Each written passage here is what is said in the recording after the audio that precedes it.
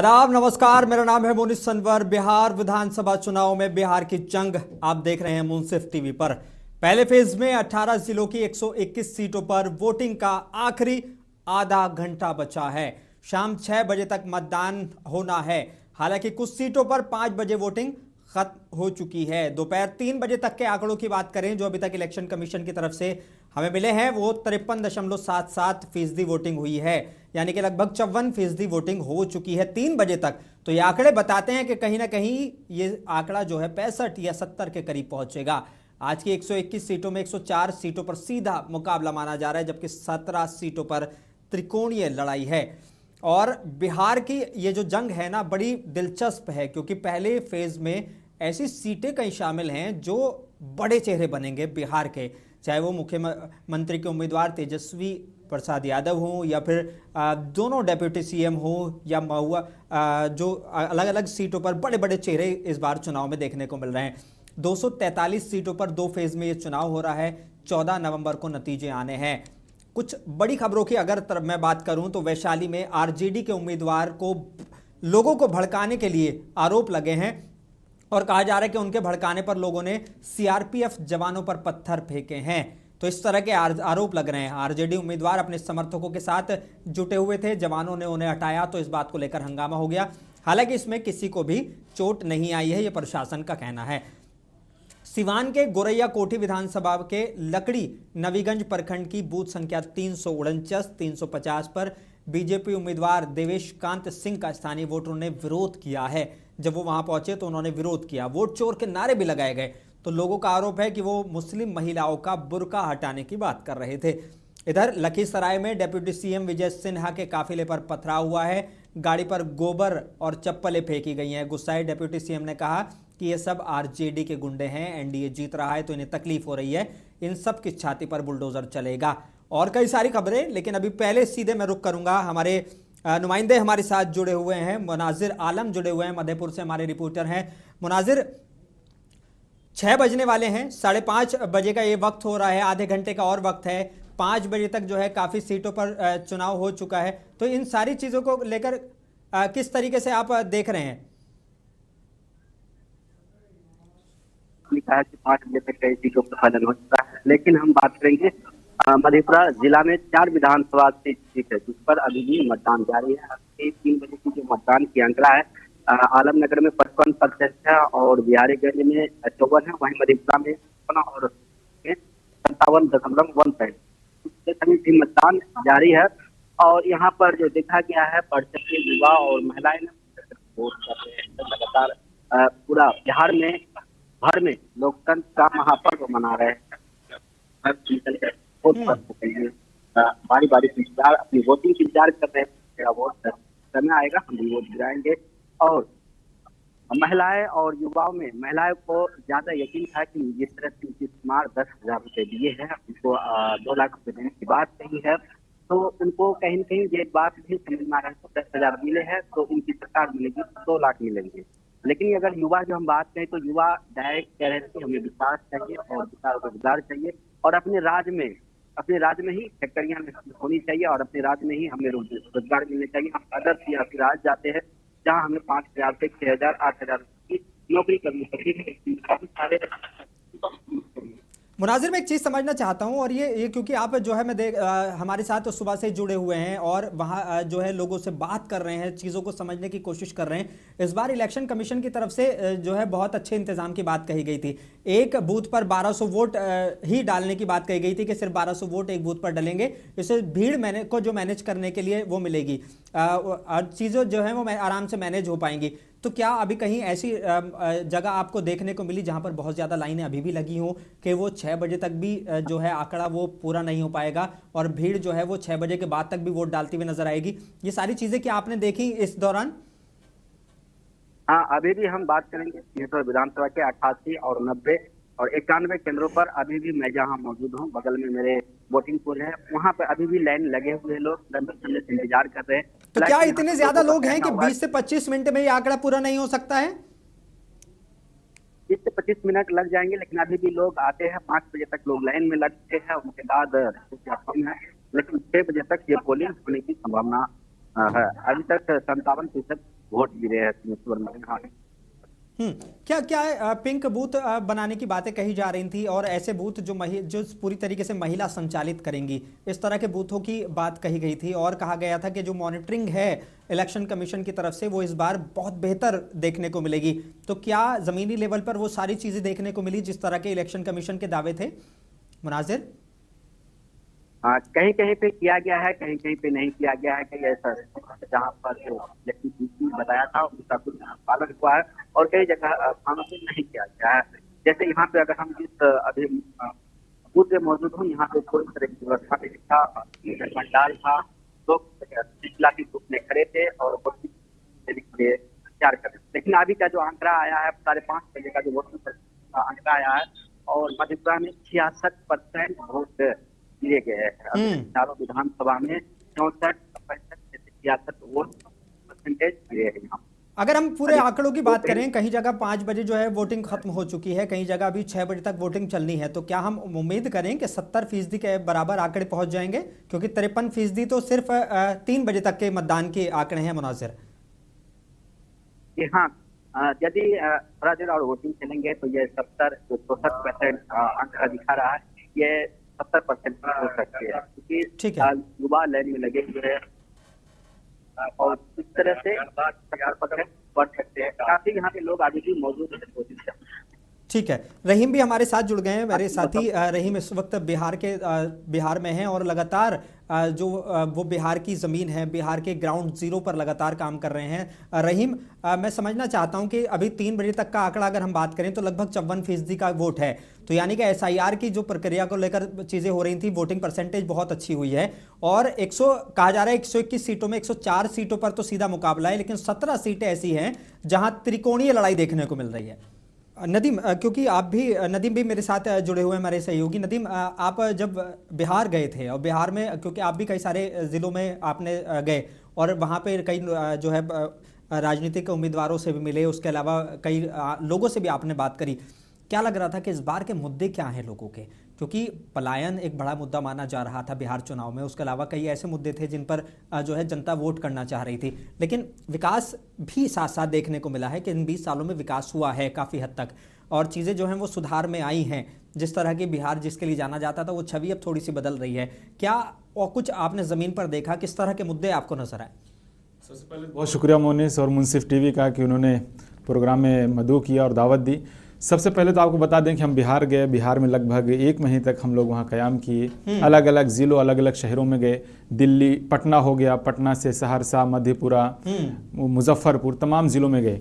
जो आपका सवाल है कि वहाँ माहौल क्या है, लोग किन मुद्दों पर वोट देना चाहते हैं, तो जाहिर सी बात है वो विकास का मुद्दा है, रोजगार का मुद्दा है, पलायन को ख़त्म करने। प्रशांत किशोर जो सबसे बड़ा मुद्दा उठा रहे थे इस पूरे इलेक्शन में वो था कि हम पलायन को रोकेंगे और क्या नाम है, अपने यहाँ हम फैक्ट्री लगवाएंगे।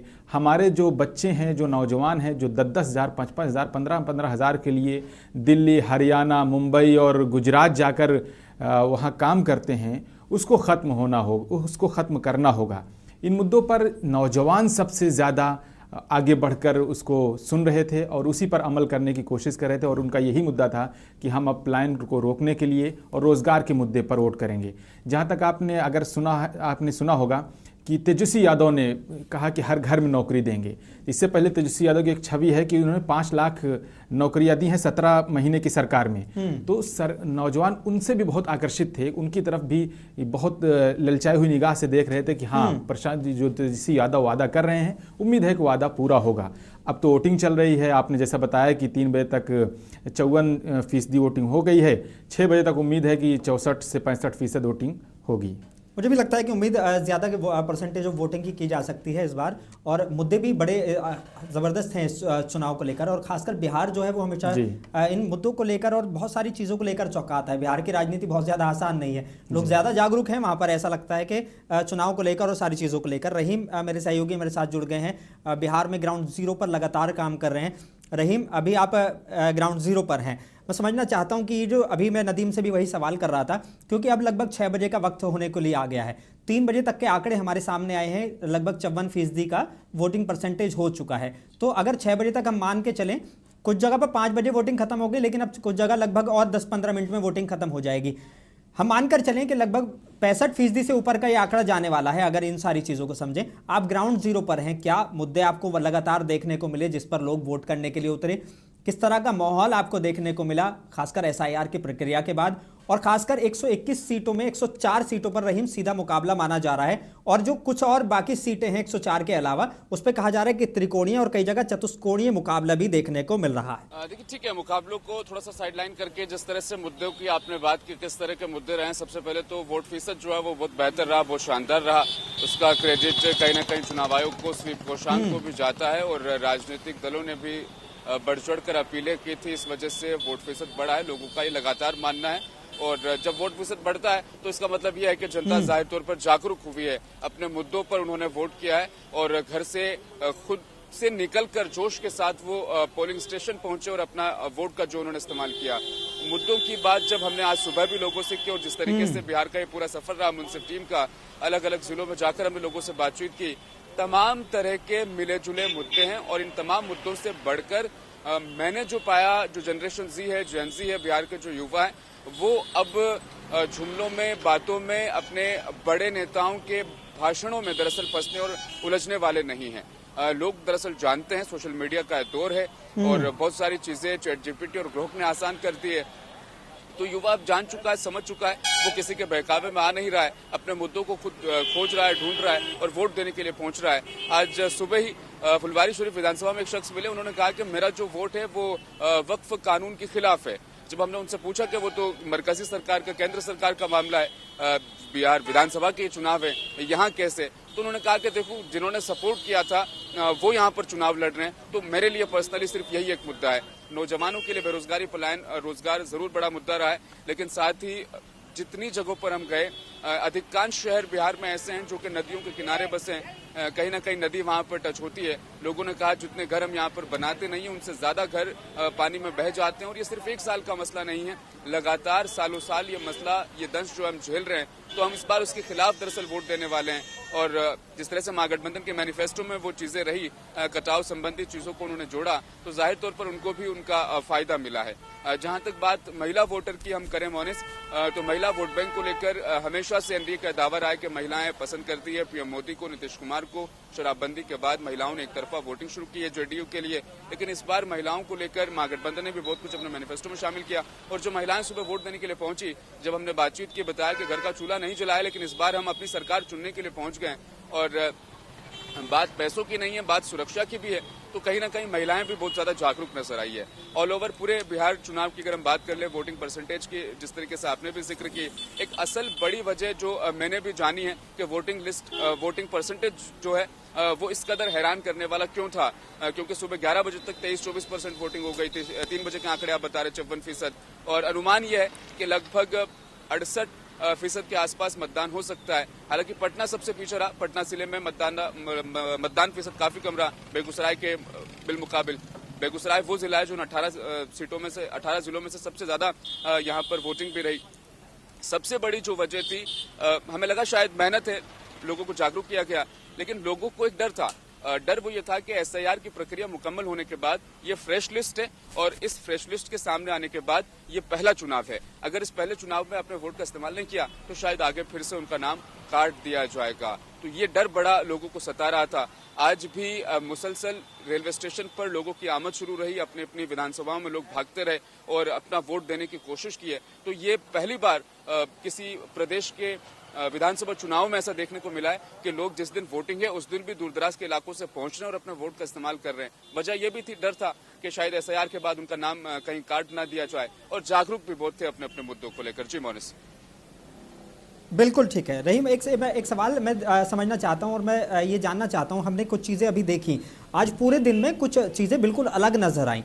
आरजेडी के उम्मीदवार हैं, उन पर आरोप लगा कि वो जो है भड़का रहे थे लोगों को, सीआरपीएफ जवानों पर पत्थर फेंकने की बात आई, तो ये भी एक मामला। दूसरा, डिप्टी सीएम जब जा रहे थे विजय सिन्हा, तो उनके काफिले पर हमला होता है, सीपीआई के एक नेता के काफिले पर हमला होता है, यहाँ तक कि उनके गोबर फेंके गए, चप्पल फेंके गए।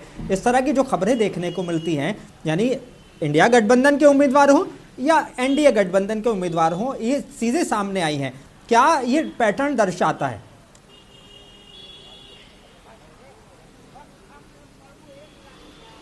देखिए बिल्कुल सही है। जिला प्रशासन और चुनाव आयोग काफी मेहनत ये कर रहा था, मुस्तैद भी था, किसी तरह की कोई गड़बड़ी हिंसा यहाँ पर ना हो। और छिटपुट घटनाओं को अगर छोड़ दे तो इतना बड़ा कोई इंसिडेंट देखने को नहीं मिला, क्योंकि मोकामा में दुलारचंद यादव की हत्या के बाद जिस तरह से 4 लाख जवानों को बुलाया गया, सीआरपीएफ सीएपीएफ की तैनाती यहाँ पर हुई और 3 लेयर में सुरक्षा व्यवस्था को बनाया गया जब तक के मतदाता बूथ तक ना पहुंच जाए। एक गश्ती गाड़ी थी जो पूरी विधानसभा में गांव गली मोहल्लों में गश्त करती रही। दूसरा, विधानसभा के बाहर एक ऐसा माहौल बनाया गया कि कोई किसी को रोके ना, कोई किसी को टोके ना, और अंदर भी जो है सुरक्षा व्यवस्था बहुत शानदार थी। लेकिन डिप्टी सीएम विजय सिन्हा की काफिले पर हमला, ये खबर बहुत सारी जगहों पर हेडलाइंस बटोरती नजर आई, लेकिन डीएम का वहां पर जो बयान आया वो थोड़ा सा अलग था विजय सिन्हा के बयान से। विजय सिन्हा ने कहा कि गाड़ी के काफिले पर हमला हुआ है, पथराव भी हुआ है, लेकिन लोगों ने कहा सिर्फ जो डीएम थे उन्होंने जानकारी दी कि नहीं, सिर्फ यहाँ पर गोबर जो है वो फेंका गया उनकी गाड़ी के ऊपर। ये विरोध था, विरोध दर्शाने का उनका तरीका था कि आप पूरे साल नजर नहीं आए, पूरे कार्यकाल में हमने आपको नहीं देखा, लेकिन जिस दिन वोटिंग चल रहा है उस दिन आप पहुंच गए। कुछ लोगों ने आरोप लगाया वो पैसे भी बांट रहे थे, इस वजह से भी वो चीजें हुई है। और आरजेडी कार्यकर्ताओं की दबंगई को लेकर के भी जो खबरें दिन भर चली है, कई जगह पर ऐसी खबरें हैं कि आरजेडी कार्यकर्ता पैसे बांट रहे थे, लोगों ने पकड़ा है उन्हें और उसके बाद उनका विरोध हुआ है और हाथापाई जैसी नौबतें भी आई है। लेकिन ये बहुत छोटी वारदातें हैं। उम्मीद अगर 4 बीजेपी कार्यकर्ताओं को जो है वो गिरफ्तार करने की भी खबरें हैं जो पर्ची बांटते हुए पाए गए। इस तरह का इल्जाम सीधे तौर पर देखने को मिला। रही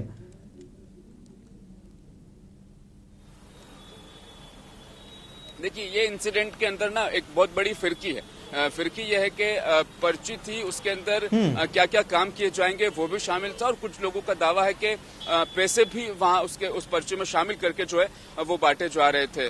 और जो कार्यकर्ता है उनका ये मानना है कि जो उनकी सफाई इस पूरे इंसिडेंट के ऊपर आई है कि उनको मालूम नहीं रहा था, सामने की तरफ मैनिफेस्टो था और पर्ची के पीछे वो एड्रेस और बूथ संख्या और वो सब लिख करके दे रहे थे। ये इस पर सफाई निकल के आई, लेकिन चुनाव आयोग ने इस मामले को अपने संज्ञान में ले लिया है, नोटिस में ले लिया है, सबूत भी इकट्ठे किए जा रहे हैं और अगर चुनाव आचार संहिता का उल्लंघन इसमें पाया जाएगा तो उन कार्यकर्ताओं के खिलाफ कार्रवाई भी की जाएगी। लेकिन सफाई बहरहाल यही दी गई कि पीछे की जो साइड थी वो खाली थी, उस पर वो कौन लोग जो घर से नहीं निकले हैं वोट देने के लिए उनके नाम वो लिख रहे थे ताकि उनको घरों से लाया जा सके, और कौन सी बूथ संख्या है और क्या एपिक नंबर है वो दरअसल लिखकर वो दे रहे थे। ये सफाई वहां पर आई है। जी मोनिस, इन सारी चीज़ों को मैं जब समझने की कोशिश कर रहा था तो गोबर फेंके गए, चप्पलें फेंकी गई हैं। अच्छा, वो सीधे तौर पर इल्ज़ाम ये लगा दे रहे हैं कि ये सब आरजेडी के गुंडे हैं, लेकिन प्रशासन का जो बयान आता है वो बिल्कुल उलट नज़र आता है। एक चीज़ और यहाँ पर देखने वाली थी, वो एसपी को भी इस मामले में घसीटते हुए नजर आ रहे। वो कह रहे थे कि जो एसपी है उन्होंने उनकी सुन नहीं रहे हैं, कार्रवाई नहीं कर रहे हैं। अब अगर डेप्यूटी सीएम मौजूदा ये कहे कि एसपी उनकी बात पर कार्रवाई नहीं कर रहे हैं, सुन नहीं रहे हैं, तो ये किस तरफ इशारा कर रही है? रही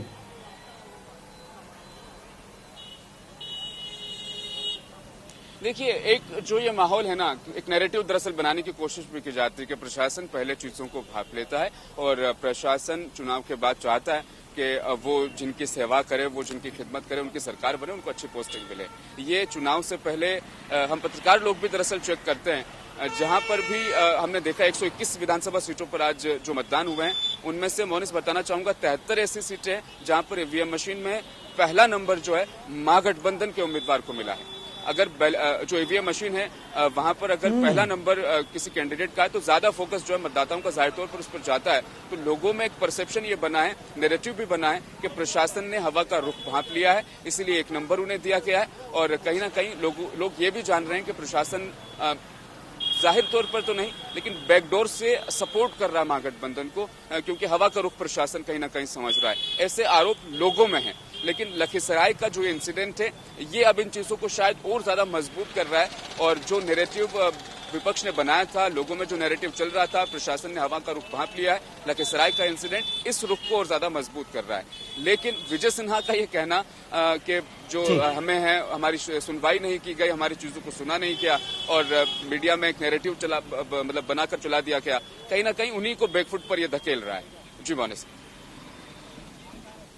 बिल्कुल, कई सारे सवाल उस पर उठ रहे हैं। डॉक्टर खालिद अमीन, कांग्रेस प्रवक्ता, कांग्रेस के नेता हमारे साथ जुड़े हुए हैं। मैं उनसे भी, रहीम आपसे भी कहूँगा कि आप मेरे साथ जुड़े रहें, मुनाजिर भी हमारे साथ जुड़े रहें। मैं आप दोनों के पास आऊँगा, लेकिन डॉक्टर खालिद अमीन की तरफ मैं चलता हूँ। डॉक्टर खालिद अमीन, बड़ा दिलचस्प चुनाव है।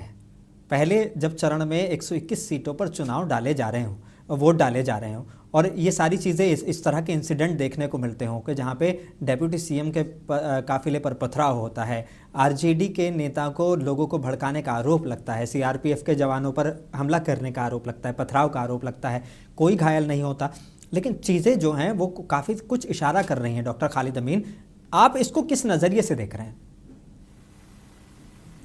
देखिए, जब एक प्रत्याशी के सभा में या जुलूस पे हमला कर करके उसके समर्थकों को गोली मार दी जाती है, गाड़ी चढ़ा दी जाती है, हाँ, और उस पे इल्जाम लगता है, उसको पुलिस प्रशासन उसका पंखा पीछे पीछे लेके चलता हुआ नजर आता है, तो ये दिखाता है कि इलेक्शन कमीशन बिल्कुल ही सो गया है।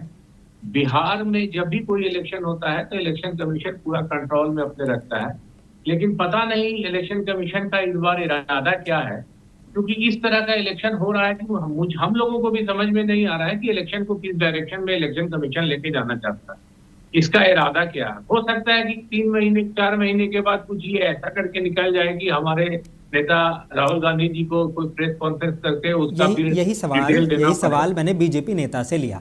बीजेपी नेता हमारे साथ जुड़े हुए थे आज की चर्चा में। मैंने उनसे कहा कि इस तरह के इल्ज़ाम लगातार विपक्ष जो है लगा रहा है इलेक्शन कमीशन पर, और उसकी छवि को जो है कहीं ना कहीं नुकसान पहुंची है इन सारी चीज़ों से। तो वो कहने लगे कि पहले जो है ईवीएम का मामला था, और ईवीएम को लेकर जो है इनके पास अब कोई नया पुख्ता सबूत नहीं बचे हैं, तो ईवीएम का रोने की जगह अब ये इलेक्शन कमीशन पर सीधे निशाना करने लगे हैं और ये सारी चीज़ें करने लगे हैं कि हार के बहाने ढूंढ रहे हैं और कुछ भी नहीं है। देखिए, ऐसा है तो मुझे ये समझ में नहीं आता कि ये कहना क्या चाहते हैं बीजेपी वाले। कभी बोलते हैं जंगल राज, तो जंगल राज की परिभाषा क्या है? हत्या, लूट, बलात्कार और भ्रष्टाचार, और ये तो बिहार में एकदम अपने उछले पैदान पे पहुंच चुका है। अब इससे ज्यादा क्या कुछ हो सकता है? मतलब लोग सुरक्षित नहीं है घर से निकलने में, घर जाने में, घर वापस आने में, कब क्या हो जाएगा, सभा करने में पुलिस प्रशासन क्रिमिनल का सामान ढोता हुआ, ब्रीफकेस ढोता हुआ चलता है पीछे पीछे। तो जंगल राज की परिभाषा क्या है? पहले उनको कहिए कि उसको डिफाइन करें। उनकी परिभाषा ये है कि हम क्राइम करें या मेरे लोग क्राइम करें तो वो क्राइम नहीं है, वो आशीर्वाद है बाबा जी का। और जब ये लोग क्राइम करें या कोई और गलती से हो जाए तो ना भी करने वाला हो उसके समक्ष ये मार देते हैं। ये स्मार्ट प्लेइंग कब तक खेलेंगे? अब जनता और पब्लिक सब जान चुकी है, सब देख रही है। और इस बार जो चुनाव हो रहा है, जिस तरह की हम लोगों को खबरें आ रही हैं, मुझे लगता है कि इस बार चुनाव बदलाव का है। पब्लिक मूड में आ चुकी है बदलने की, और ये बहुत ज्यादा दिन तक ये कैसे पॉसिबल होगा? मुझे भी बता दीजिए थोड़ा। जब आप इलेक्शन कमीशन पर इतने इल्जाम लगा रहे हैं, बीजेपी से साठगांठ का आरोप लगा रहे हैं, इधर जीत के भी आप दावे कर रहे हैं, तो या तो अगर आपको इतने श्योर हैं कि इलेक्शन कमीशन इतना ही खराब है तो फिर तो वो आपको जीतने नहीं देगा किसी भी हाल में। देखिए, इनको जो भी करना है ये कर ले। हाँ, हरियाणा से और हर जगह से ट्रेन भर भर के भेजे। छठ में देने के लिए इनके पास ट्रेन नहीं था। जब लोग लटक करके सामान, बैग और थैला लटक करके ले करके आ रहे थे छठ में त्योहार मनाने के लिए, दिवाली में आने के लिए, घर पे ट्रेनें नहीं थी। 12,000 ट्रेनों का इन्होंने जो झुंझुना दिया था वो इन्होंने किया नहीं। अब वो ट्रेन दे रहे हैं, टिकट कटा के दे रहे हैं। इलेक्शन कमीशन क्या कर रहा है? ये तो एक तरह से बेनिफिट प्रोवाइड करना हुआ। यानी अब बिहार की ट्रेनें इतनी खाली हो गई हैं कि कंफर्म टिकट मिलने लगे हैं उसमें। पैसे से भेज रहा है एक पार्टी, अपने पैसे से टिकट कटा करके ट्रेन बुक करके भेज रही है, तो इलेक्शन कमीशन को देखना चाहिए। अभी तमाशा होना भी 6 बज गए हैं, बजने वाले हैं। 6 बजे के बाद इनका जो वोटर परसेंटेज बढ़ेगा 3-4 दिन तक बढ़ता रहेगा, 5%, 10%, पता नहीं इस बार कितना बढ़ाएंगे। अगर 10, 12, 15% तक बढ़ाएंगे तो फिर पब्लिक उतना का इंतजाम कर चुकी है। उससे ज्यादा अगर बढ़ा दिया तो फिर हो सकता है कि इलेक्शन कमीशन कामयाब होता हुआ। 3 बजे तक के जो आंकड़े आए थे लगभग 56% थे, तो क्या लगता है कि 6 बजे तक कितने पहुंचने चाहिए? आपका आंकड़ा क्या कहता है? नहीं, वो तो जो अभी 6 बजे जो आंकड़ा आएगा वो लगभग सही आंकड़ा होता है, क्योंकि हम लोग इलेक्शन के प्रोसेस में बहुत पहले से है। ये ज्ञानेश कुमार और इनके पहले वाले इलेक्शन कमिश्नर के पहले से हम लोग इलेक्शन कमीशन के साथ काम कर रहे हैं एज ए पॉलिटिकल पार्टी या पॉलिटिकल एक्टिविस्ट। लेकिन वो 6 बजे जो आंकड़ा आता था ऑलमोस्ट सही रहता था। बहुत ज्यादा तो 2.1, 2.2%, 2.2 0.21, 0.23 इस तरह से परसेंटेज बढ़ता था, लेकिन अब ये लोग 10%, 12%, 15% बढ़ा रहे हैं। ये जो बाहर के फ्लोटिंग वोटर्स इनके जो ये पोल नहीं करा पाते हैं, उसका ये लोग इस्तेमाल करना चाहते हैं। लेकिन इस बार जनता भी सजग है, जनता ने बहुत मन बनाया, इनके बहुत से इरादों को फेल किया है, लेकिन उसके बाद भी इलेक्शन लेकिन आपके दावे फेल नजर आए डॉक्टर खालिद अमीन। एक मामले को लेकर आपके दावे फेल नजर आए। आप कह रहे थे कि भाई ठीक है, जो वोटर लिस्ट है, जो जितने काटे हम भी इस बार सजग हैं, हमने लोगों को जो है वोट बनवाने का काम किया है, उनको जो है जागरूक करने का काम किया है। लेकिन छपरा में एक ही मोहल्ले में छपरा विधानसभा के ब्रह्मापुर मोहल्ले की बात मैं कर रहा हूँ, 150 लोगों के नाम वोटर लिस्ट से गायब है। एक मोहल्ले के 150 लोगों के नाम, यानी कि आपकी टीम वहां पर पहुंची ही नहीं। अब आपको मैं एक सच्चाई और बताता हूँ। गया डिस्ट्रिक्ट कांग्रेस कमेटी ने 35,016 लोगों का आइडेंटिफाई करके सबूत के साथ यहाँ के इलेक्शन अफसर को जमा किया कि ये डुअल वोटर हैं, इनको आप लोग ये कर लीजिए। लेकिन जब SIR के बाद जो फाइनल ड्राफ्ट लिस्ट आई, उसमें वो लोग मौजूद है एज इट इज। लगभग 1%, 1.25%, 1.5% इन्होंने काटा। शपथ पत्र नहीं दिया होगा फिर आपने? नहीं, हमने सारे सबूत दिए हैं। बंडल इतना बड़ा दिया था कि उसके बाद इन लोगों को शुरू में समझ में नहीं आया, तो इन लोगों ने नोटिस कर दिया कि इतना आपने कैसे आइडेंटिफाई कर लिया। तो भाई वोटर लिस्ट तो आप ही ने प्रोवाइड किया था, हम लोगों को इलेक्शन कमीशन ने प्रोवाइड किया था। उसमें हमारे वर्कर्स ने बैठ करके आइडेंटिफाई किए और आइडेंटिफाई करके दिया।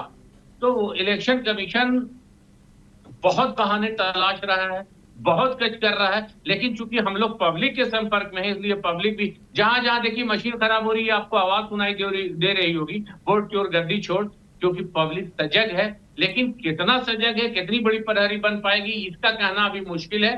हम लोग लगे हुए हैं, कोशिश कर रहे हैं, और अगर कोशिश कामयाब हुई, चोर डकैती बड़ी नहीं हो पाई, तो फिर हम लोग कामयाब हो जाएंगे और यहाँ बदलाव देखने को बिहार में मिलेगा। मुनाजिर, क्योंकि आप जो हैं सुबह से ज़मीन पर जो है काम कर रहे हैं, लगातार ग्राउंड जीरो पर काम कर रहे हैं, और इससे पहले भी लगातार जो है आप चीज़ों को कवरेज करते रहे हैं। मुनाजिर, मैं समझना चाहता हूं कि क्या जिस तरीके से अभी हमारे कांग्रेस के प्रवक्ता डॉक्टर खालिद अमीन जो है दावे कर रहे हैं कि बहुत सारे लोगों के वोट कटे हैं, और अगर ये सारी चीज़ें नहीं हुई तो बहुत सारा बदलाव देखने को मिलेगा। लोगों से आप भी मिल रहे थे, तो जब बूथ पर आप गए तो क्या इस तरह की कितनी घटनाएं आपको देखने को मिली अलग अलग बूथों पर, जहां पर वोट कटने की बात हो, लोग बाग कह रहे थे होंगे कि मेरे SIR के बाद मेरी लिस्ट में नाम था, लेकिन अभी चुनाव में उसका नाम नहीं है? हमने कई ऐसे बूथ पर गए जहाँ लोगों को मिलकर वोट करना हुआ। पहचान पत्र मेरे पास है, लेकिन मेरा वोट जीत चुका है। हालांकि जब उन प्रेजेंटिंग जो है, जो वहाँ के आरोप से मिले, तो उनका कहना हुआ कि लास्ट में आइएगा, आपका वोट नहीं रहा, आपका वोट दिया जाए। लेकिन जो दावे है SIR का, तो कहीं न कहीं मेरे यहाँ भी कई ऐसे लोग हैं, जैसे का बस्ती है, हरिजन बस्ती, वहाँ कई ऐसे लोग जिनका नाम छाड़ दिया गया है। कई ऐसे लोग हैं जो अभी एहसास से वंचित है, उनको पहचान पत्र नहीं मिला है, वो वोट से अपने अधिकार देने से वंचित।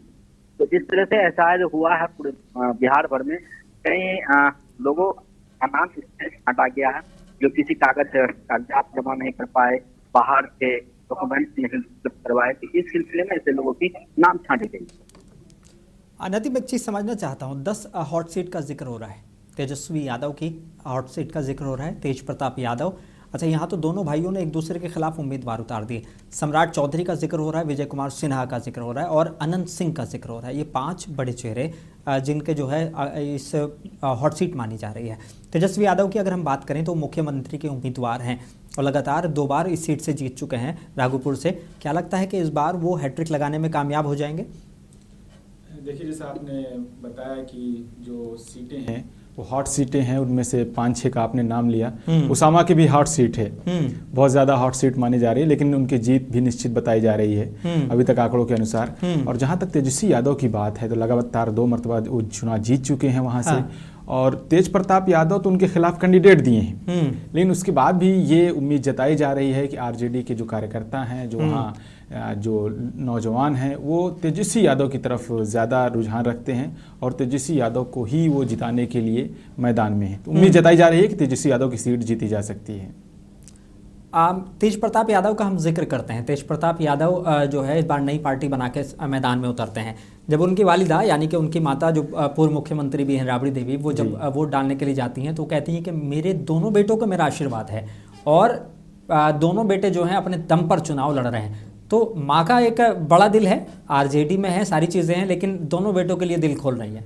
भाई आप तो जानते हैं कि माँ तो माँ ही होती है, माँ का दिल तमाम बेटों के लिए बराबर होता है और वो तेज प्रताप बड़े बेटे हैं, तो जाहिर सी बात है उनका आशीर्वाद दोनों पर होना चाहिए और है भी। और उम्मीद ये जताई जा रही है कि दोनों बेटे जीत भी जाएंगे। तेज प्रताप यादव की जो लहर है वहाँ, और जो उन्होंने मेडिकल कॉलेज का बार बार वो जिक्र करते हैं कि हमने वहाँ मेडिकल कॉलेज बनाया है, तमाम हम जो सड़कें नहीं थी सड़कें बनवाई हैं, तो यहाँ की जनता हमें चुनाव जिताकर विधानसभा में भेजेगी। तो उम्मीद ये जताई जा रही है कि इधर तेजस्वी यादव भी जीतेंगे और इधर तेज प्रताप यादव भी जीतेंगे। बिल्कुल ठीक है। अब मैं कुछ संवेदनशील बूथों का जिक्र कर लेता हूँ। 5 बजे तक की वोटिंग की अगर बात करें तो सिमरी बख्तियारपुर संवेदनशील में आ रहा था, महिषी, तारापुर, मुंगेर जिला की, और जमालपुर में सुरक्षा कारणों से 5 बजे जो है मतदान खत्म हो चुका है। पीठासीन अधिकारी की एक जगह तबीयत बिगड़ गई, फतुहा विधानसभा के हाजीपुर में स्थित एक बूथ संख्या है 254, वहाँ पर पीठासीन अधिकारी थे, अचानक उनकी तबीयत बिगड़ती है, उन्हें अस्पताल में भर्ती कराया गया है। तो ये संवेदनशील बूथों का मैं जिक्र कर रहा था। 4 बीजेपी कार्यकर्ताओं को भी हिरासत में लिया गया है। बिहार शरीफ में मतदान के दौरान पुलिस ने 4 बीजेपी कार्यकर्ताओं को हिरासत में लिया। पुलिस का कहना है कि लोग वार्ड 16 में बूथ संख्या 226 से 232 के पास पर्ची बांट रहे थे। उनको जो है इलेक्शन कमीशन के मामले में संज्ञान में ये मामला है। कमाल ये है कि मैंने पहले भी जिक्र किया था और फिर से बता रहा हूं कि वोटिंग देखने के लिए 7 देशों से 16 डेलीगेशन की टीम पहुंची है। वोटिंग प्रोसेस देखने के लिए 7 देशों से 16 डेलीगेट्स की टीम बिहार पहुंची है। इनमें इंडोनेशिया है, कोलंबिया है, फिलीपींस है, फ्रांस है, बेल्जियम है, दक्षिण अफ्रीका और थाईलैंड के प्रतिनिधि देखने के लिए पहुंचे हैं कि बिहार का चुनाव कितना दिलचस्प है और किस तरह से यहाँ पर वोटिंग परसेंटेज, वोटिंग का पैटर्न देखने को मिलता है, ये सारी चीज़ें देखने के लिए। और गोपालगंज पुलिस ने सोशल मीडिया पर ईवीएम की एक फ़ोटो वायरल करने के मामले में एक्शन लिया है। एक लड़का था जिसने ईवीएम के पास बिल्कुल फ़ोटो ले लिया था, सेल्फी ले ली थी वोट डालते हुए, उसको जो है एक्शन ले लिया गया है। एसपी अवधेश दीक्षित ने बताया कि 2 फेसबुक अकाउंट पर केस दर्ज कर कार्रवाई की गई है।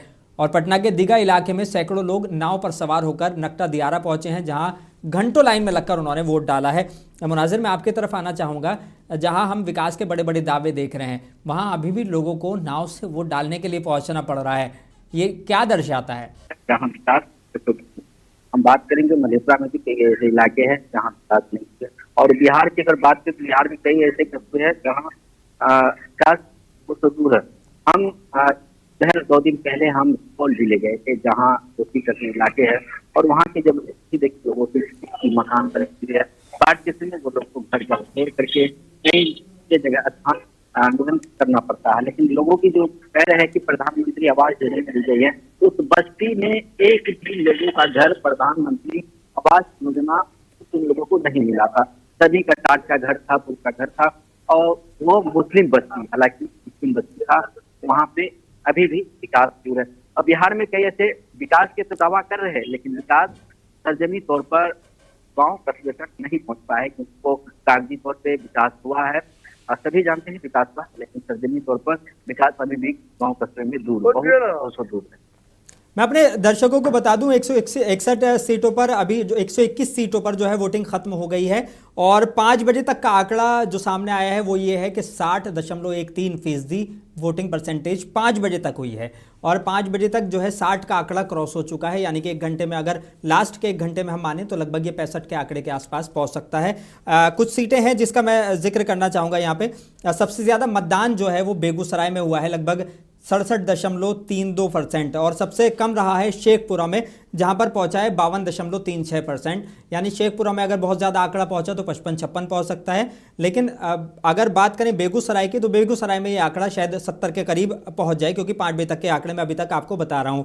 और बिहार विधानसभा चुनाव के पहले फेज़ की जो है वोटिंग बिल्कुल पूरी तरीके से खत्म हो चुकी है। 6 बजे से ज़्यादा का वक्त हो चुका है।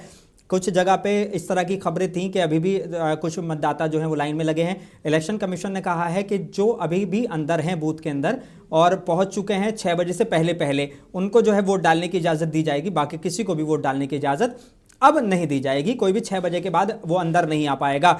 और सुबह 7 बजे से शाम 5 बजे तक जो है 60.13% का जो है परसेंटेज पहुंच गया है पूरे 121 सीटों का। और सबसे ज़्यादा रहा बेगूसराय, दूसरा सबसे कम रहा शेखपुरा, और राजधानी पटना में जो है वो 55% पहुंचा है 5 बजे तक। तो ये एक पूरा अभी लेखा जोखा जो है सामने आ रहा है। अति संवेदनशील 56 बूथों पर 5 बजे तक ही वोटिंग करने की इजाज़त दी गई है। तो इस तरह की चीज़ें भी हम लोगों को देखने को मिली। और दीघा विधानसभा क्षेत्र की यदुवंशी नगर की एक रहने वाली हैं, उन्होंने बताया कि 10 बजे वो नाव पकड़ कर निकली थी और 3 बजे लौटी हैं। अगर पुल होता तो गाड़ी से चली जाती। एक अजय कुमार थे, उन्होंने बताया कि अक्सर नाव से ही वोट देने जाते हैं, काफ़ी देर लग जाती है और हाल ही की वोट देकर वो काफ़ी उत्साहित नजर आए। तो इस तरह की भी चीज़ें हैं। तो आंकड़ा अच्छा है। बिहार में वोटिंग परसेंटेज 60% होना एक बड़ी बात है, यानी कि 100 में से लगभग 60 से 70 लोगों ने जो है वो अपने मतदान का इस्तेमाल किया है, मतदान किया है, उन्होंने वोट किया है। और शायद बदलाव के लिए हो, शायद उसी सरकार को रिपीट करने के लिए हो, ये तो 14 तारीख को पता चलेगा। लेकिन आंकड़े जो हैं काफ़ी कुछ बता रहे हैं। और ख़ासकर जो पूरे दिन की घटनाएं रही हैं वो काफ़ी दिलचस्प रही हैं। डेप्यूटी सीएम के काफिले पर हमला हो या आरजेडी के उम्मीदवार को लोगों को उकसाने का इल्ज़ाम हो, ये सारी चीज़ें जो हैं ये पूरे दिन जोर पकड़ती रहीं और काफ़ी सोशल मीडिया पर और मीडिया पर जो हो वो हेडलाइन बनती हुई नजर आई। नदीम, मैं आपकी तरफ आना चाहूँगा। हम देखते हैं उत्तर प्रदेश हो, पड़ोसी राज्य झारखंड हो या छत्तीसगढ़ हो, ये इस तरह की जो बेल्ट है, हम देखते हैं कि काफ़ी चीज़ें जो हैं ये कहा जाता है कि अब जब से डबल इंजन की सरकार आई है बहुत सारा विकास हो रहा है। लेकिन जब भी लोग कहते हैं इस तरह की बातें कि अगर शायद पुल होता तो हम जो है वोट डालने के लिए आसानी से पहुंच जाते, और फिर इतना जो 10 बजे वो नाव पकड़कर पहुंचते हैं, 3 बजे तक उनको वोट देते हैं, तो 10 से ये 4-5 घंटे का सफ़र बड़ा लंबा बैठ जाता है। तो क्या ये चीज़ें दर्शाती हैं? बिल्कुल मोनिस, अगर आप उनके नेताओं के भाषण सुनेंगे तो उनमें लगता है कि बिहार पेरिस बन गया है। लेकिन जब हकीकत आप ज़मीन पे जाएंगे तो वही सड़कें, टूटी सड़कें हैं, वही गंदी नालियां हैं, लोग अभी भी छप्परों में रहने के लिए मजबूर हैं। अगर जल भराव की बात करें तो कई इलाकों में आप जहां जाएंगे, किशनगंज और सीमांचल की तरफ जाएं, तो कई ऐसे जो पुल हैं वो पुल बने ही नहीं हैं। वहाँ पुल की ज़रूरत है किशनगंज में और सीमांचल के इलाकों में, लेकिन पुल नहीं बना है। सिर्फ सीमांचल नहीं, बिहार के और अगर मधेपुरा जाएंगे तो वहाँ भी कई ऐसे जगह देखेंगे, नहरें हैं, नदियाँ हैं, लेकिन पुल नहीं होने की वजह से लोगों को सफ़र बहुत लंबा करना पड़ता है। बहुत दूर से, कई किलोमीटर दूर जाकर उन्हें शहर की तरफ आना पड़ता है। दावे तो हर कोई करता है, लेकिन हकीकत कितना वो ज़मीन पर देखने के बाद ही पता चलता है कि इन दावों की हकीकत कितनी है। तो इस मर्तबा क्या होगा वो जनता तय करेगी। और 20 साल तक लगातार नीतीश कुमार की सरकार रही है। अगर वो दावे तो बहुत किए हैं, लेकिन जो ग्राउंड पर है वो कुछ सड़कें अच्छी हुई हैं, सिलेंडर पहुंचा है और बिजली का एक कनेक्शन अच्छा हुआ है, लेकिन और चीज़ें जो हैं वो जस की तस हैं, जिस पे भी काम करने की ज़रूरत है। बहुत ज़रूरत है, बिल्कुल बहुत ज़रूरत। बिल्कुल ठीक है। मैं कुछ बड़ी घटनाओं का आज का जिक्र कर लेता हूं।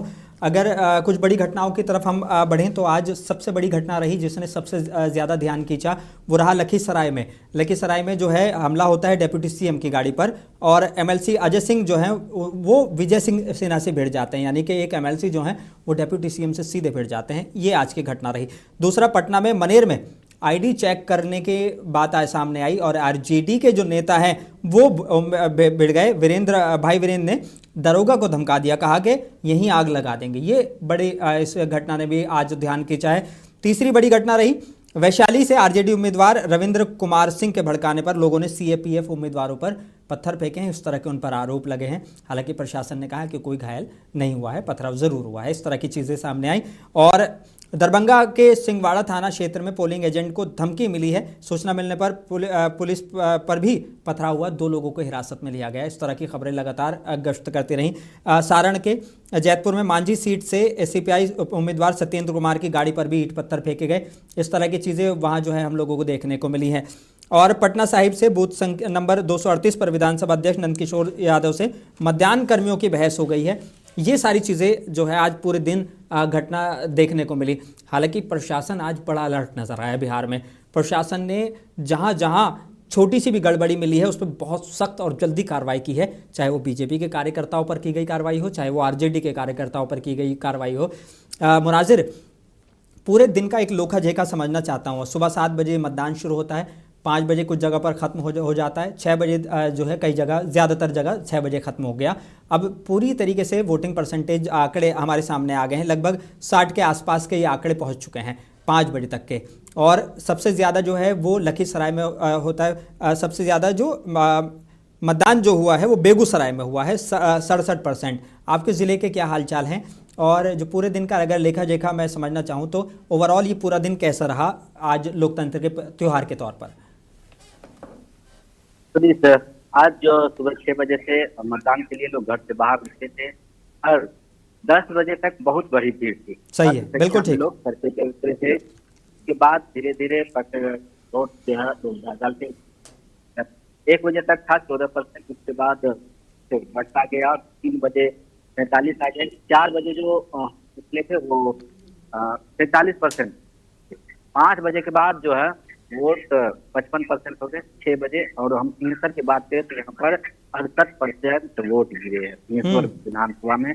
मधेपुरा में 64 है, आलमनगर में 64 है, बिहारीगंज में 66% मतदान हुआ है। अभी तक कई जगह पे मतदान जारी है, लेकिन मैं जिस बूथ पर यहाँ पर मतदान 67-68% के लगभग यहाँ पर मतदान हुआ है और लोगों में काफी उत्साह देखा गया। आज जो लोग लोकतंत्र के महापर्व को बड़ी उत्साह के साथ मनाया, लोग घर से बाहर निकले और वोट देने के लिए आए। खिलखिलाती धूप थी, उस धूप में कई बुजुर्ग, कई नौजवान, कई मर्दराज लोग खड़े लाइन में खड़े होकर वोट देने के इंतजार में खड़े हुए थे। लोग वोट दिए, उसके बाद घर गए। लोगों से जब हमने बातचीत की तो लोगों का कहना हुआ कि इस बार परिवर्तन चाहिए, बिहार में विकास मुद्दों पर हमने वोट किए हैं। यहाँ बगल में मेडिकल कॉलेज है, उसमें डॉक्टर जो भी है वो जो भी पेशेंट वहाँ जाते हैं अनुजी उन्हें रेफर कर दिया जाता है। स्वास्थ्य व्यवस्था जो यहाँ काफी बढ़ाया हुआ है। कोई भी मेडिकल कॉलेज 8 करोड़ की लागत से हालांकि ये मेडिकल कॉलेज बनी है, लेकिन उसमें व्यवस्था की बात करें तो कुछ नहीं हुआ। तो ये सब भी लोग बारात निकाल रहे थे। लोगों को कहना हुआ कि नीतीश कुमार जो महिलाएं को 10,000 रुपए दिए है, वो 10,000 से क्या रोजगार मिल सकता है? नहीं मिल सकता है। तो 2 लाख देने की बात कही है, इससे भी कई लोग कटाक्ष किए। लेकिन तेजस्वी यादव जो हर युवा को नौकरी देने की बात कही थी, उसमें युवा ने कहने के ही तेजस्वी यादव का ये ऐलान जो है और युवा बढ़ चलकर तेजस्वी यादव के इस बात को लेकर लोग युवा तरफ निकले और वोट दिए। बिल्कुल सही है। मैं भी एक पूरा ओवरऑल आंकड़ा आज फेज़ 1 का मैं बता देता हूँ। सुबह 9 बजे का जो वोटिंग परसेंटेज हमारे सामने आए थे 13.13%, यानी लगभग 13.25%। उसके बाद 11 बजे का आंकड़ा आता है बिहार का, पूरे बिहार का, जो जितनी 121 सीटों पर चुनाव हुए हैं उनका आंकड़ा आता है 27.65%, यानी कि 13 से 27 का ये आंकड़ा एकदम छूता है, यानी 14% और ज़्यादा हो जाता है। यानी कि अभी तक 13-14 का एक पूरा आंकड़ा चलता है, लेकिन 27% से सीधा ये जंप मारता है 43% पर और लगभग 16% जो है वोट ज़्यादा पड़ते हैं 1 बजे तक। फिर उसके बाद 42 से 53% का ये आंकड़ा पहुंचता है, यानी कि फिर से वो जो 13% का 1-2 घंटों में चल रहा था 11 बजे तक वो 3 बजे तक वो 53% पहुंच जाता है। और शाम 5 बजे का आंकड़ा हम लोगों को मिला है 60.13%, यानी कि ये जो 3 बजे से 5 बजे का वक्त है, इसमें लोग बाग उम्मीद कर रहे थे कि ज़्यादा लोग जो हैं वो वोट डालने के लिए आएंगे, वोटर सामने आएंगे, लेकिन वो उतने परसेंटेज ऑफ वोटिंग नहीं आई।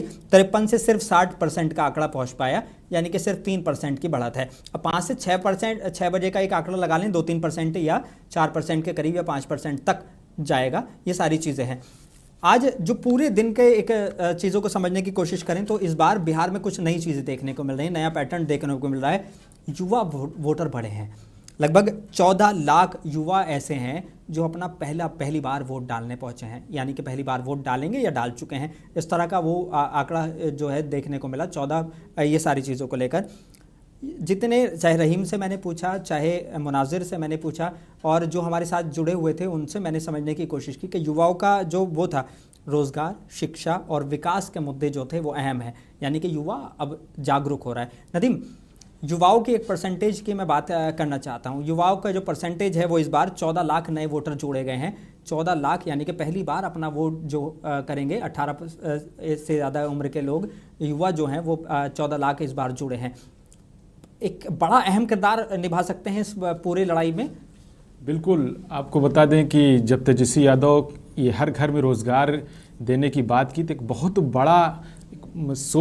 बड़ी सोच ये थी कि नौजवानों को हमें अपने तरफ खींचना है, किसी तरह लुभाना है।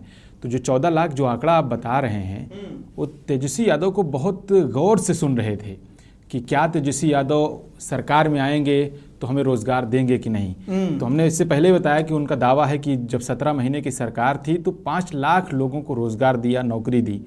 तो उसके ये अनुमान लगाया जा रहा है कि तेजस्वी यादव की अगर सरकार बनती है तो ज़्यादा से ज़्यादा नौजवानों को रोज़गार मिलेगा। 14 लाख आंकड़ा कम नहीं है, बहुत बड़ा आंकड़ा है जो नौजवान हैं। तो उम्मीद ये जताई जा रही है कि उनकी तरफ तेजस्वी यादव की तरफ जो यूथ हैं वो ज़्यादा से ज़्यादा वोट कर सकते हैं। आधी आबादी को लेकर बड़ा जिक्र चल रहा था और मैंने एक चीज़ पैटर्न समझने की कोशिश की, चाहे वो नीतीश कुमार हो, चाहे वो तेजस्वी यादव हो, चाहे बीजेपी हो, वो आधी आबादी को जो है अपनी तरफ करती हुई नजर आए। वो चाहते थे कि किसी भी तरीके से महिला वोटर्स उनके लिए वोट डालें, चाहे जो बड़े आशा जो होती हैं उनके लिए बड़ी बड़ी ऐलान करने हो, चाहे एनडीए गठबंधन की तरफ से या इंडिया गठबंधन की तरफ से, उन पर भी एक फोकस रहा है इस बार। तो क्या लगता है कि आशाओं का और ये जो आंगनवाड़ी होती हैं इनका भी अब दिन बदलने वाले हैं, चाहे सरकार किसी की भी हो? अब दोनों ने बड़े बड़े वादे किए हैं। जी बिल्कुल, दोनों ने बड़े बड़े वादे किए हैं। तेजस्वी यादव की तरफ देखें तो 3,000 देने की बात की गई, एनडीए की तरफ से तो ऑलरेडी 10,000 रुपए डाल दिए गए। तो महिलाओं को अपनी तरफ अपने पाले में करने के लिए, लुभाने के लिए कोशिश दोनों ने की है, एनडीए ने भी और इंडिया ने भी। लेकिन अब तय तो महिलाओं को करना है कि किन की तरफ जाएंगी। खास तौर पर आप इससे पहले अगर आंकड़ों को उठाकर देखेंगे तो पता चलेगा कि महिलाओं का रुझान नीतीश कुमार की तरफ ज़्यादा रहा है, महिलाएं नीतीश कुमार को ज़्यादा वोट की हैं। लेकिन इस बार रुझान क्या होता है वो तो रिजल्ट तय करेगा। मैथिली की बड़ी चर्चा है इस चुनाव में, मैथिली ठाकुर को लेकर बड़ी चर्चा हो रही थी और तेज प्रताप की सीट को लेकर बड़ी चर्चा हो रही थी, तेजस्वी यादव की सीट को लेकर बड़ी चर्चा हो रही थी और मोकामा सीट को लेकर बड़ी चर्चा हो रही थी। शहाबुद्दीन के जो बेटे हैं उसामा शहाब, उनका भी बड़ा जिक्र हो रहा था इन चीज़ों पर। क्या ये लोग वो हैं जो इस बार जो है एक बड़ा गेम चेंजर बनकर उभरेंगे? देखिए, उसामा और मैथिली ठाकुर हुई या तेजस्वी यादव हुई या तेज प्रताप यादव की या दूसरी जो अन्य सीटें आपने गिनाई, इन सीटों पर आप अगर देखें तो जो नेता गए हैं उनके भाषण को सुने किस तरीके से। जहाँ तक योगी आदित्यनाथ ने कहा कि जैसा नाम वैसा काम होगा, मतलब उसामा बिल्लादिन से उनको जोड़ने की कोशिश की। सही। और अमित शाह, देश के गृह मंत्री अमित शाह जाकर वो कहते हैं कि वो उसामा को देखने के बाद कहते हैं कि वो जो इनके वालिद का नाम है उनका नाम लेकर कहते हैं कि इनकी सोच गालिब आएगी। अगर उसामा जीतते हैं तो इनकी सोच मतलब शहाबुद्दीन की सोच आएगी। शहाबुद्दीन की जो सोच है उसको ख़त्म करने के लिए उसामा को हराया जाए। तेजस्वी यादव ठीक है, वो सीएम फेस हैं। अखिलेश यादव भी इस सीट पर उनके लिए प्रचार करने के लिए पहुंचे। बिल्कुल बिल्कुल, उनको प्रचार करने के लिए पहुंचे और दमखम से कहा कि हर हाल में उसामा को जिता कर भेजिए। और उसामा एक नौजवान लड़का है जो इस पूरे सीवान के भविष्य को तय करेगा। तो इन तमाम सीटों को आप देखेंगे तो तमाम वो हॉट सीटें हैं जिनका आपने जिक्र किया। मैथिली ठाकुर हैं, लेकिन उनका थोड़ा सा विवादित हो गया उस पर जब वो अलीनगर को सीतानगर करने की बात की, मतलब एक हिंदू मुस्लिम पॉलिटिक्स करने की बात की है, लेकिन चर्चित सीट वो भी रही है। जी बिल्कुल ठीक है।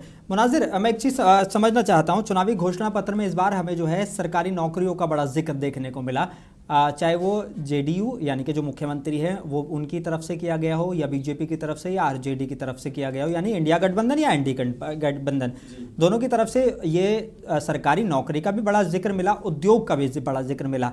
क्या लगता है कि अगर ये वाकई सरकारी नौकरियों का सपना पूरा हो जाता है और उद्योग वाकई बिहार में आ जाते हैं तो ये जो पलायन की बड़ी समस्या है, जो लोग बाहर गए हुए हैं, क्या वो भी वापस आ जाएंगे अगर उद्योग वाकई बिहार में आ गए? तो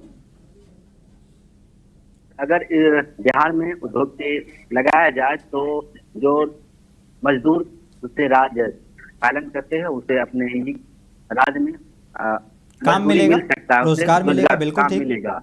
लेकिन एनडीए की तरफ से अमित शाह ने एक दावा किया कि बिहार में जमीन नहीं है तो फैक्ट्रियां कहाँ पर लगाई जाएगी। तो एक तरफ वो दावे करते थे हम फैक्ट्रियां लगाएंगे और दूसरी तरफ गृह मंत्री अमित शाह कहते हैं कि बिहार में जमीन नहीं है, हम फैक्ट्रियां कहाँ से लाएंगे। तो कहीं न कहीं जो अब तेजस्वी यादव है, प्रशांत किशोर जी हैं, इन लोग कहते हैं कि गांव में रोजगार मिलेगा और गांव में फैक्ट्रियां लगाई जाएगी, चाहे मक्का का फैक्ट्री हो या चीनी मिल हो या कई ऐसे फैक्ट्रियां हैं जिनकी बात उन्होंने चर्चा की है। तो कहीं ना कहीं अगर बिहार में फैक्ट्रियां लगाई जा सकती है तो यहाँ की जो युवा है, जो पिछड़े राज्य पालन करते हैं, उन्हें सबसे बड़ा फायदा होगा, क्योंकि अपने गांव में रह करके 10 से 20 हजार और 15,000 की रोजगार मिलेगा।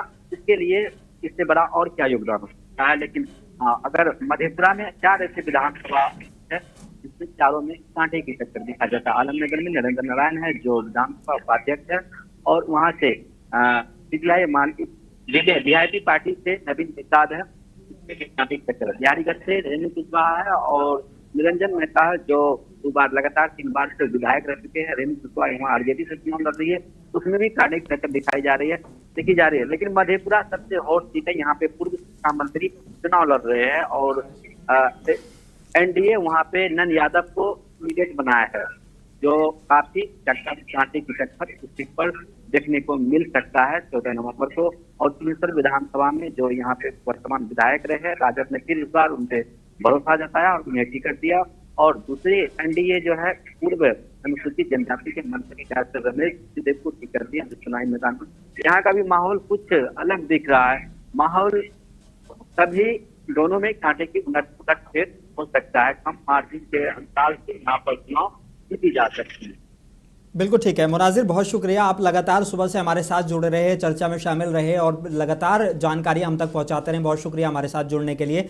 मैं नदीम का रुख करूंगा एक बार फिर। नदीम, मैं थोड़ा सा चीज़ों को अब समझने की कोशिश करते हैं। सुशासन बाबू के नाम से नीतीश कुमार को जाना जाता है, और नीतीश कुमार की जो सुशासन बाबू वाली छवि थी वो पिछले 2-3 महीनों में कहीं ना कहीं उसको जो जिस तरह के पटना शहर में हो या पटना के आसपास के इलाकों में हो, वो जिस तरह के एनकाउंटर देखने को मिले, जिस तरह के मर्डर वाले केस देखने को मिले, क्या वो बिल्कुल इलेक्शन से ऐन वक्त पहले इस तरह की मर्डर हो जाना और इलेक्शन से बिल्कुल ठीक पहले जो है एक बड़े बिजनेसमैन का मर्डर हो जाना, ये सारी चीज़ें क्या दर्शाती हैं? क्या सुशासन बाबू की छवि इससे फ़र्क पड़ेगा या इससे कोई फ़र्क नहीं पड़ेगा, क्योंकि उनकी एक अलग पहचान बिहार में बनी हुई है?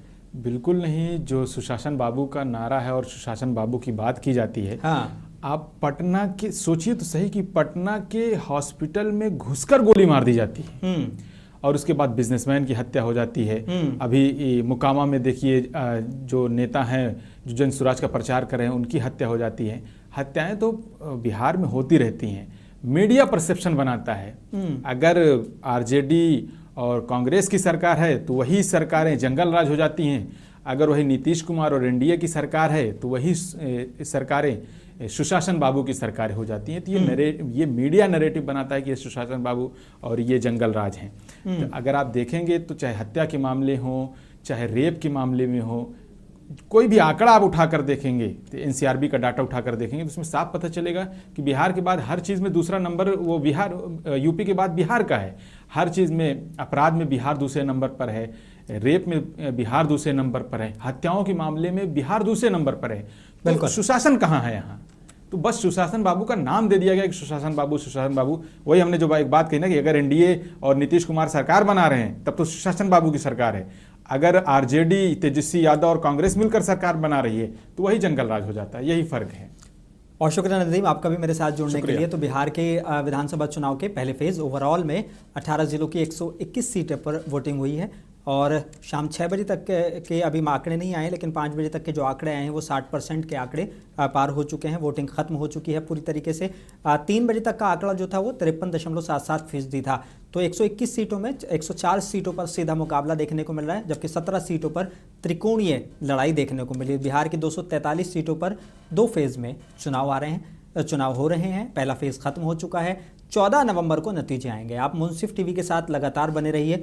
बिहार की जंग में हम दिखाएंगे कि किस तरह से सेकेंड फेज़ में भी हम आपसे जुड़ेंगे और 14 नवंबर तक हम आपसे बिहार की जंग के साथ रहेंगे और दिखाते रहेंगे, लगातार अपडेट करते रहेंगे। मुंसिफ टीवी को आप जो है ज़रूर देखते रहिए। मुंसिफ टीवी पर लगातार हम सारी चीज़ों को लेकर अपडेट करेंगे। हर बड़े और छोटे इवेंट पर नज़र बनाए रखेंगे। बिहार में क्या हो रहा है, किस तरह की चीज़ें हो रही हैं, उन सारी चीज़ों पर अपडेट मुंसिफ टीवी पर आपको मिलता रहेगा। बिहार की जंग में फिलहाल इतना ही। मुझे भी दीजिए इजाज़त। बने रहिए मुंसिफ टीवी के साथ।